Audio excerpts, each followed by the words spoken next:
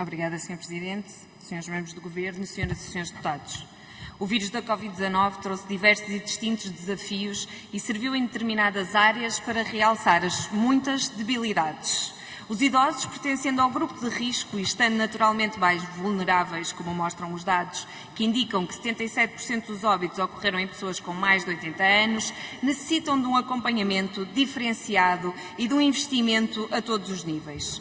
A forma como tratamos e cuidamos dos nossos idosos ficou de alguma forma a nu com os problemas que os lares de idosos enfrentam nas suas rotinas. Ficou evidente um cenário muitas vezes ocultado e ignorado de problemas estruturais dos lares que acolhem milhares de idosos. Muitos destes equipamentos encontram-se sobrelotados e privados de meios e recursos humanos, o que coloca em causa as próprias condições em que muitos idosos vivem. Senhoras e Srs.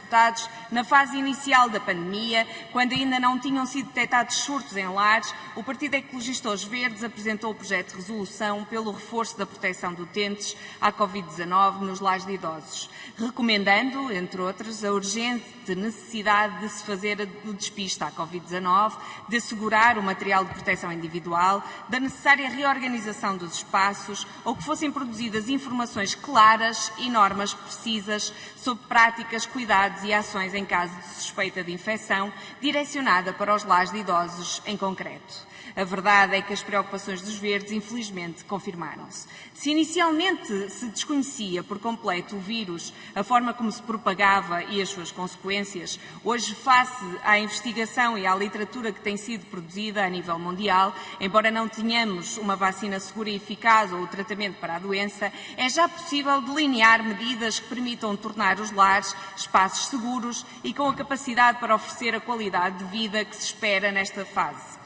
No entanto, infelizmente, as últimas notícias indicam que existe um descontrole das infecções dos utentes dos lares, quando se esperava que todos estes meses tivessem servido para se adequarem às condições.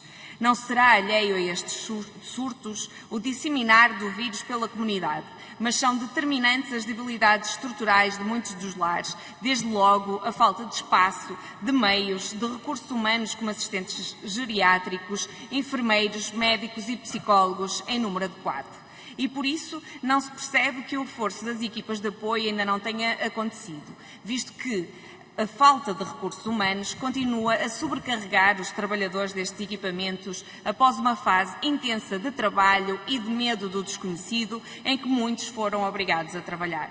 Não ignoramos que a muitos destes trabalhadores foi pedido que trabalhassem horas e dias a fio, em regime de internato e muitas vezes em condições desumanas, sem esquecer que muitos deles recebem apenas o salário mínimo nacional e se encontram nesta altura cansados e desmotivados.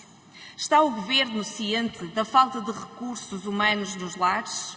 Quantos assistentes geriátricos e enfermeiros se prevê que faltem nos lares existentes em todo o país? Consideramos que o crescimento do número de surtos em lares não será alheio também à falta de formação dos voluntários e demais trabalhadores que foram e são colocados através de programas do Governo para atenuar a falta de meios humanos, sendo questionável a qualidade do serviço que é prestado aos utentes, segundo evidenciam as queixas dos mesmos e dos seus familiares. Considera o Governo que o recurso a voluntariado e a trabalhadores, quando se constata a evidente falta de formação adequada destas pessoas para lidar com os idosos, seja a resposta acertada? Desde a pandemia que muitos dos idosos ficaram remetidos ao confinamento absoluto, alguns ainda com autonomia, mas sujeitos ao isolamento social e à impossibilidade de contacto direto com os seus familiares. Se a situação tem causado danos no plano psicológico que é necessário cuidar e a manter-se em isolamento, o sentimento de abandono e de solidão poderá ser um fator de agravamento do estado de saúde dos idosos. Sublinhe-se que a visita e a palavra afetuosa dos familiares é o raro momento de alegria e motivação para muitos idosos que se encontram em lares. Posto isto, não podemos continuar a ignorar que são necessárias respostas eficientes e urgentes. Disse. Muito obrigado, Sra. Deputada. Tem agora a palavra o Grupo Parlamentar do PS, através da Sra. Deputada Marina Gonçalves, por favor. Muito obrigada, Sr. Presidente, Srs. Secretários de Estado, Srs. Deputados. A pandemia que atravessamos nos últimos meses levou e leva a uma exigência acrescida para todos os que exercem funções de efetivo serviço público, salvaguardando respostas à população. E isto aplica-se em todos os quadrantes da nossa vida em sociedade e aplica-se também na resposta que é dada aos mais idosos, nomeadamente aos que se encontram em lares.